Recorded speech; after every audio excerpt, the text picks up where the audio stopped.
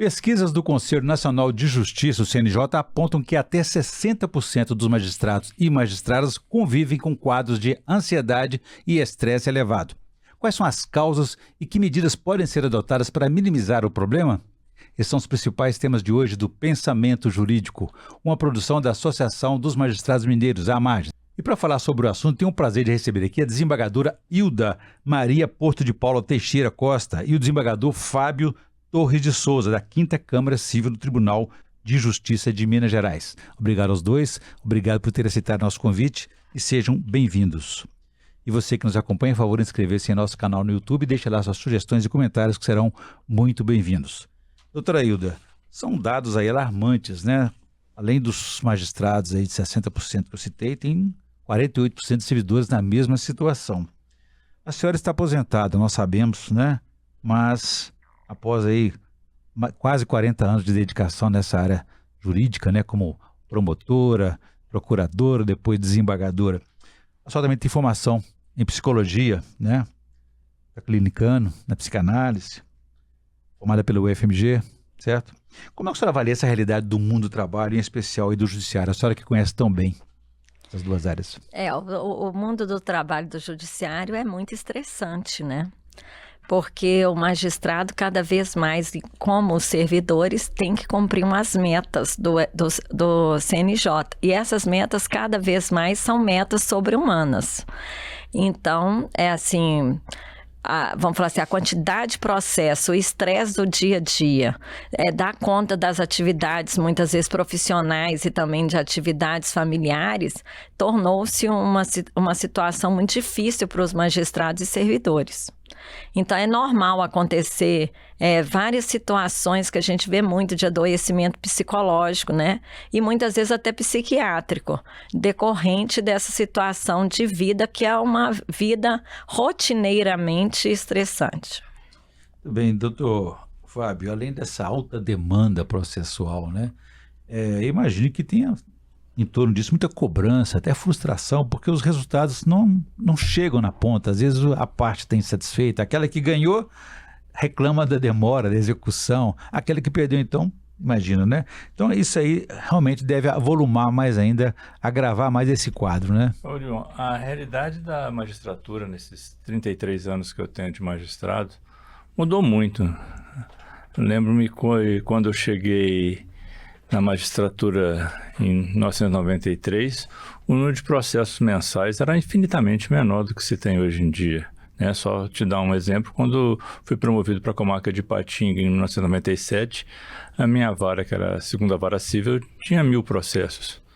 Quando deixei Ipatinga para vir ao tribunal em 2018, eu tinha 12.000 processos tramitando na vara de fazenda pública. Então o volume cresceu demais, a quantidade de judicialização aumenta a cada momento e o número de servidores, de magistrados, não tem acompanhado esse imenso volume de ações que tem chegado ao judiciário.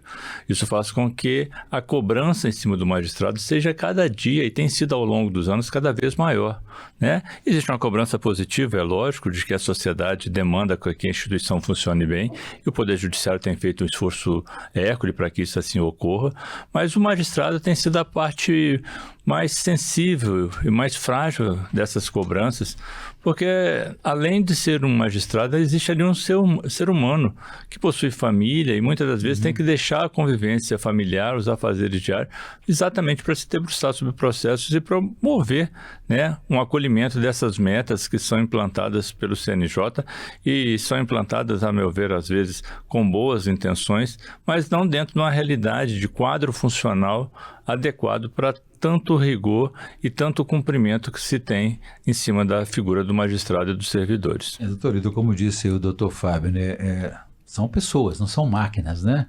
E decidir é uma coisa difícil, especialmente lidando com o conflito das pessoas, né? Como é que a senhora compõe essa situação aí sobre pessoas e sobre esse... Porque, afinal de contas, que magistrado que as pessoas querem que julguem seu processo? Uma pessoa doente, uma pessoa estressada ou não? Eu acho que todo jurisdicionado quer um magistrado humano, né, que saiba reconhecer e ver a situação real que se retrata dentro de um processo, né? Que é uma verdade que se busca para poder né? Se busca obter essa verdade formal, mas uma verdade que vai trazer ao magistrado um conhecimento para que ele possa realmente decidir com discernimento em relação à questão posta. O que acontece hoje é que os magistrados são muito pressionados, né? Tem uma pressão direta e indireta, muitas vezes, em cima do magistrado. Além das questões serem muito difíceis, muitas vezes. E o magistrado tem que lidar com muitos problemas humanos que acabam sendo judicializados. Porque nós estamos vivendo uma sociedade na qual o diálogo, muitas vezes, se encontra muito prejudicado. As pessoas não têm procurado resolver por elas só as situações conflitivas existentes. Elas sempre entendem que a pessoa que vai realmente dar uma solução para elas é o magistrado. Então, assim, se as pessoas mudassem um pouco essa questão cultural de entender que muitas vezes, conversando preliminarmente, tentando uma solução extrajudicial, isso poderia ser melhor do que encaminhar ao judiciário, talvez essa judicialização que hoje é tão gritante poderia diminuir e o magistrado ter vamos falar assim, conseguir dar conta realmente do trabalho que é colocado para sua apreciação. Quer dizer, essa cultura de litigância aí tem a ver com essa transferência até de responsabilidade. O judiciário é que vai resolver o meu problema. Tem muitas pessoas que acham que o magistrado é como se ele tivesse uma bola de cristal, como se ele realmente vai ser a pessoa que vai decidir da melhor forma ao conflito que ele tem. E, na verdade, assim, muitos conflitos, inclusive, principalmente os conflitos familiares, as pessoas diretamente envolvidas que elas têm muito mais sabedoria e muitas vezes mais conhecimento de causa para resolverem de forma consensual a situação existente do que delegar para um terceiro que seria o magistrado. Então, assim, há dificuldades desse trabalho, muitas vezes também com soluções que muitas vezes são soluções quase que impossíveis, porque as partes se colocam muito beligerantes em relação à outra, não buscando um consenso, faz com que o magistrado muitas vezes também tenha muitas dificuldades, inclusive dificuldades morais e éticas de como decidir aquele processo num interesse realmente que atenda da forma melhor possível o interesse das partes envolvidas. Doutor Fábio, o senhor falou há pouco de Ipatinga, né? O senhor já esteve pelas comarcas do interior. A gente sabe que no interior existem até comarcas de eu sozinho, né? Apenas um juiz, apenas uma juíza, né? Trabalha-se isolado e estão batendo metas aí às custas da saúde mental. Isso não afeta, por exemplo, as garantias constitucionais que cada magistrado tem para ter a independência de decidir, de julgar, enfim, isso afeta a segurança jurídica? Orion, toda vez que você impõe ao magistrado o cumprimento de dados, né, dados técnicos extremamente rigorosos, sem a percepção humana e da realidade local do trabalho que ele tem, você retira do magistrado alguma garantia que ele possui em termos constitucionais. Você tem comarcas de instância inicial em que o magistrado atua sozinho, acumulando inúmeras funções, né? E por obrigação de metas do Conselho Nacional de Justiça, ele é responsável por prestar metas e atender metas em diferentes áreas. Na área civil, na área de família, na área de infância, na área criminal, controle de armas e inúmeros outros mapas que ele tem que preencher todo mês para indicar que o trabalho dele está correto e o trabalho dos servidores também, que nós não podemos esquecer que os servidores também, né, o vão ajudar na composição e na resolução desses problemas e no preenchimento desses mapas. Então é lógico que toda vez que você coloca uma estafa muito grande em cima de um magistrado, você acaba fazendo com que ele seja cerceado algum dos direitos constitucionais que ele tem, principalmente na independência de decidir com tranquilidade dentro dos rigores do processo. Não que ele vá se ater fora disso, mas ele tem uma sobrecarga tão grande de pressão que faz com que ele tenha que decidir de forma mais rápida possível, né? Já se vai algum tempo que a gente imaginava aquele magistrado que ficaria, né, 2 dias, 1 semana com o processo para que ele pudesse ter pleno conhecimento. Ele vai assimilando esse conhecimento do processo ao longo do próprio andar do processo. E, de certa forma, quase que ele não tem tanto tempo para parar a respeito daquilo e revoltar, né, os autos, né, relendo, né, as páginas no computador para ter uma nova visão, porque há uma cobrança contínua. É como se a gente estivesse num ciclo de produção. Eu tenho que produzir, eu tenho que produzir, eu tenho que produzir, eu tenho que produzir. Isso é muito ruim para o próprio magistrado, isso é muito ruim para a própria justiça. Para a própria decisão, né? Sim, para a própria decisão. Nós temos decisões que não são decisões erradas. Conflito entre a qualidade e a celeridade. Exatamente. Nós temos decisões que não são erradas. Elas são decisões corretas. Elas poderiam ter uma qualidade um pouco melhor. Doutor Aildo, eu gostaria de explorar um pouco aí também essa expertise da senhora, essa experiência no mundo da psicologia, porque foi recentemente atualizada aí a norma regulamentadora número 1, NR1, que transfere também a responsabilidade para as empresas sobre fatores aí que podem levar ao adoecimento de funcionários. Como é que o senhor avalia? Se foi um avanço, que isso pode representar? Nós vemos que a NR1 trouxe uma inovação muito grande, né, na medida em que está responsabilizando as empresas por adotar medidas medidas que venham a atender a riqueza que ela tem, que é essa riqueza humana. Então, né, hoje a empresa é obrigada a ter programas psicossociais que ajudem os servidores ou trabalhadores a ficarem mais bem inseridos no seu ambiente de trabalho e que não tenham tanto adoecimento.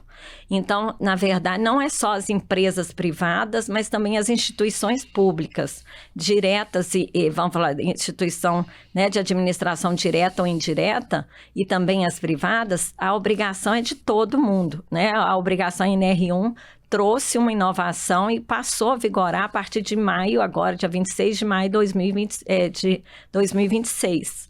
Então, todas as instituições e empresas devem adotar esse tipo de medida. Por quê? Porque o capital humano é a parte principal de uma empresa e de uma instituição. Se você tem servidores ou trabalhadores adoentados, muitas vezes por metas superiores à capacidade de trabalho, ou por uma demanda acima do exigido, ou mesmo por questões de trabalho, muitas vezes imposições de chefia, acaba que o trabalhador não consegue produzir como ele poderia produzir. Então, as empresas hoje devem adotar essas medidas para tentar atenuar essa situação e encontrar né, novas soluções para que esse trabalhador e o servidor não tenham esse adoecimento psicológico que cada vez é maior no meio do trabalho. Mais importante, doutor Aildo, que a produção seria a gestão, então, de pessoas, né, os relacionamentos. Doutor Fábio, doutor Aildo, eu vou fazer um pequeno intervalo, gostaria no próximo bloco a gente voltasse a falar um pouco mais sobre saúde mental e essa mudança de tratamento, como encarar a saúde mental no mundo do trabalho. A gente volta em instantes.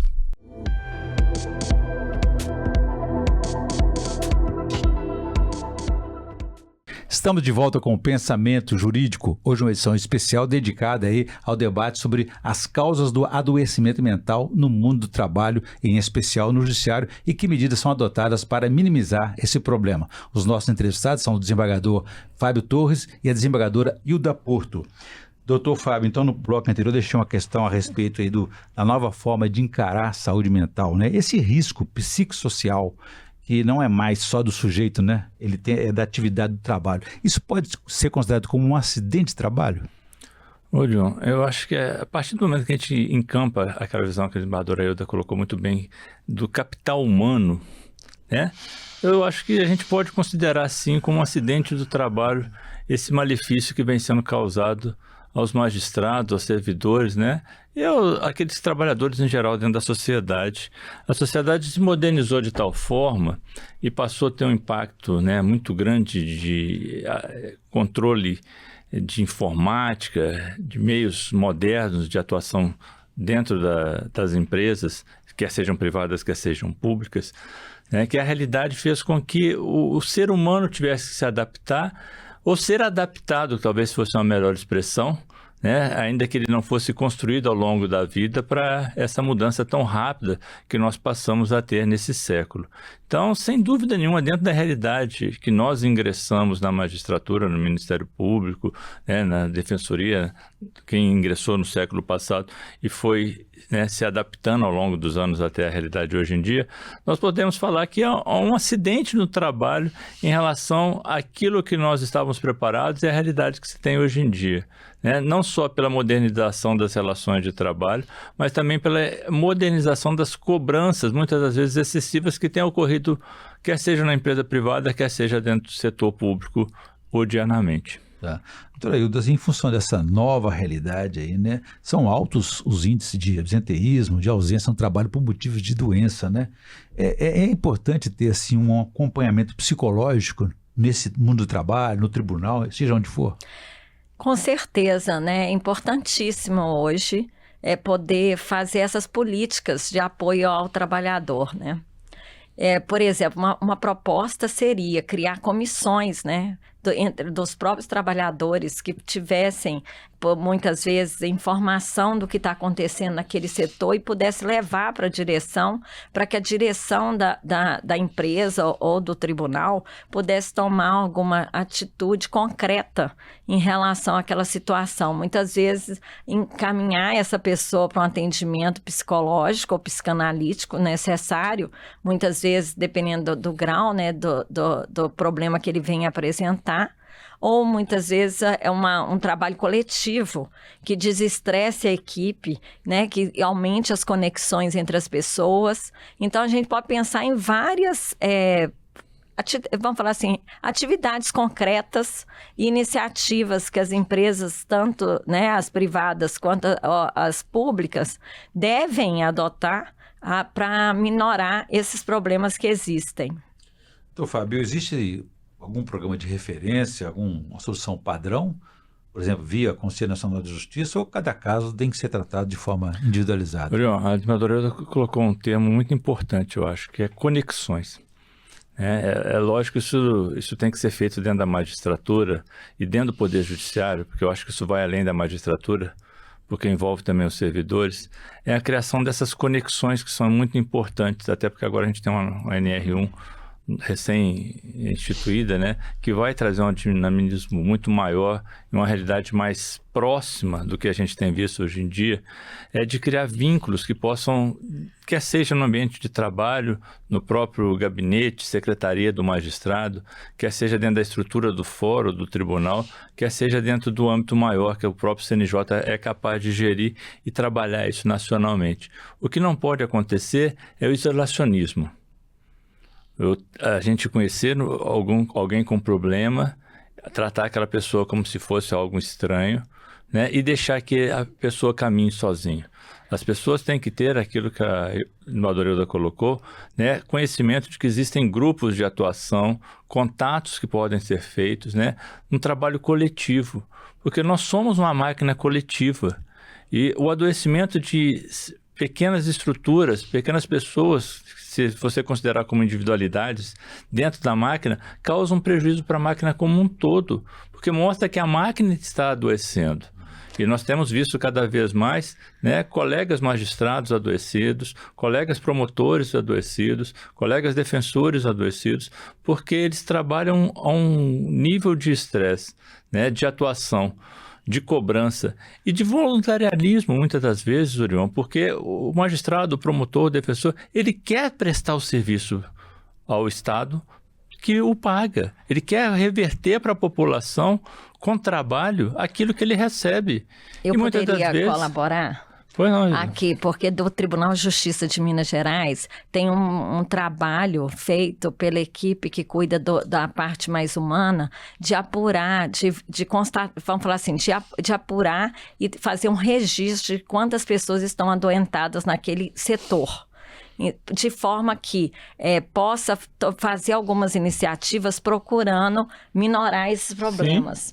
né? Então, já tem uma iniciativa, na verdade, o que a NR1 vem trazer é uma necessidade de aumentar essas iniciativas com novas práticas para que realmente, né, o trabalhador, o servidor que está adoentado se sinta acolhido na sua necessidade, vamos falar assim, temporária, muitas vezes temporária mesmo, né? Que ele consiga, sendo acolhido, ele consiga superar a dificuldade que ele tem, que muitas vezes é realmente resultante de um trabalho a mais, ou de um chefe mais exigente, ou de um local de trabalho mais difícil, ou de uma dificuldade muitas vezes individual, mas que, como o desembargador Fábio colocou, afeta o coletivo, né? E com isso diminui a produtividade do setor, né? Então, vamos falar assim, é um interesse. E o Tribunal de Justiça de Minas Gerais já tem um trabalho muito bacana nesse sentido.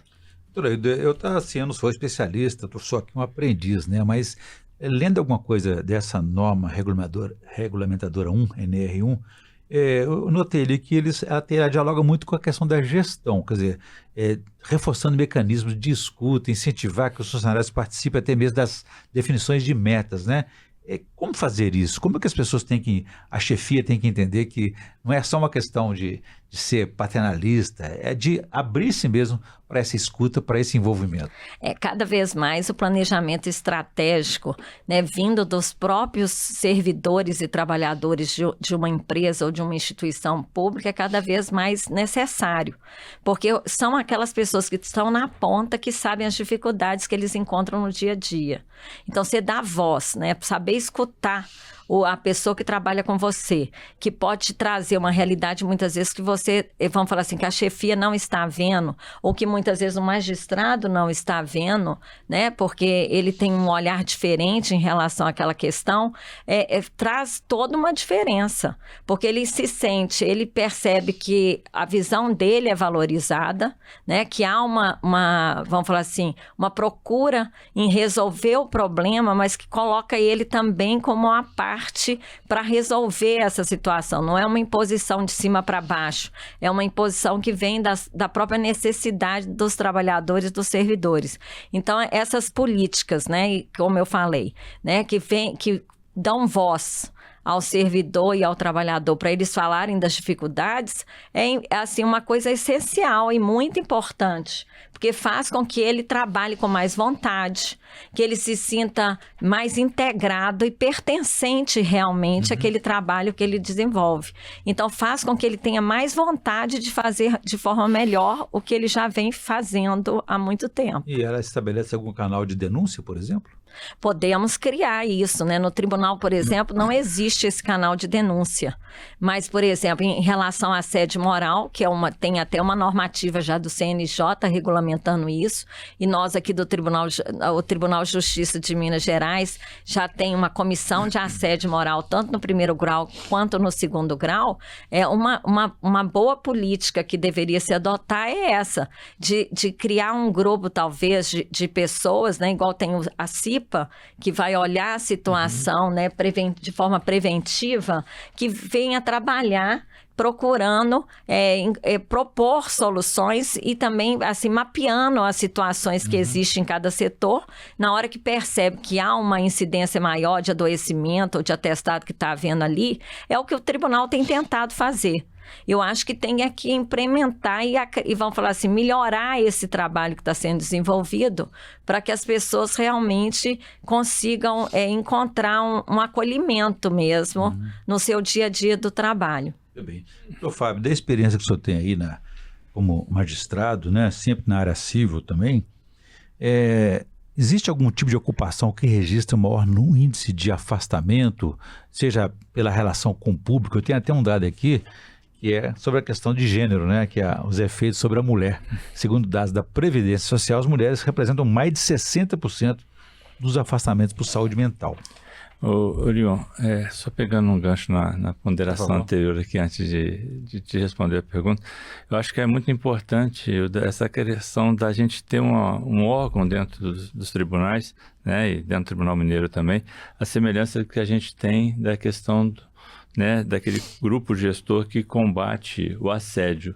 Mas eu acho, Leon, que talvez não fosse o termo de você ter como no grupo de assédio uma denúncia, mas sim um acolhimento. né? Acho que a CIPA vem muito disso, de você ter um grupo de acolhimento, Orion, que talvez não fosse nem se denunciar, mas é que a pessoa pudesse ter um canal de ser ouvida, né? Como se fosse um ombudsman, um ouvidor, para que ele pudesse, e aí se fazer todo esse trabalho, porque o termo denúncia me parece seria muito pesado. Conflitante também. Conflitante, né? Talvez até muito forte para quem está precisando de um amparo. Mas isso volta tudo naquilo que a Madureira ponderou antes, das conexões. Nós temos que ter conexões para trabalhar, né? E durante muito tempo essas conexões não existiam na estrutura do Poder Judiciário como um todo, até por causa da própria forma de se trabalhar. E lógico que a gente vai verificando ao longo do tempo que as mulheres, indubitavelmente, elas são a parte mais sensível, né? E principalmente aquelas que estão mais próximas do dia a dia de contato com a sociedade e com o público externo do trabalho dentro dos fóruns e do tribunal, né? Que elas muitas vezes sofrem maior demanda, maior contato, maior número de queixas, as reclamações vêm mais fortes sobre elas. Então, eu diria que no trabalho dos fóruns, talvez a secretaria fosse o ponto mais frágil dessa relação, por ela estar mais próxima. Quer o contato com a população, quer o contato com os advogados. E muitas das vezes o ser humano chega ao ambiente do fórum, não que ele seja agressivo, mas ele chega com resultado não satisfatório numa demanda, chega com um atraso que está ocorrendo por excesso de volume de serviço, e ele se exaspera às vezes. Ele não vai se exasperar, né, com o magistrado, não vai se exasperar com o promotor, mas ele tem coragem de se exasperar com o serventuário na secretaria. Por isso é comum, às vezes, ver no fórum aquela informação de que você tem que tratar bem o servidor, porque você pode estar cometendo algum crime, né, algum delito, você tem que ter urbanidade, para que essa urbanidade não gere reflexo, né, em relação ao servidor. E muitas das vezes são as mulheres que são, infelizmente, as mais cometidas eu gostaria de acrescentar aí que, na verdade, nós ainda vivemos, infelizmente, numa sociedade que ainda é muito patriarcal. Então, assim, a opressão e a pressão que a mulher sofre, muitas vezes no trabalho, ainda é maior do que a do homem. Inevitavelmente, não há como negar isso. Ela tem mais, vamos falar assim, assédio moral, ela tem mais assédio sexual, muitas vezes, né?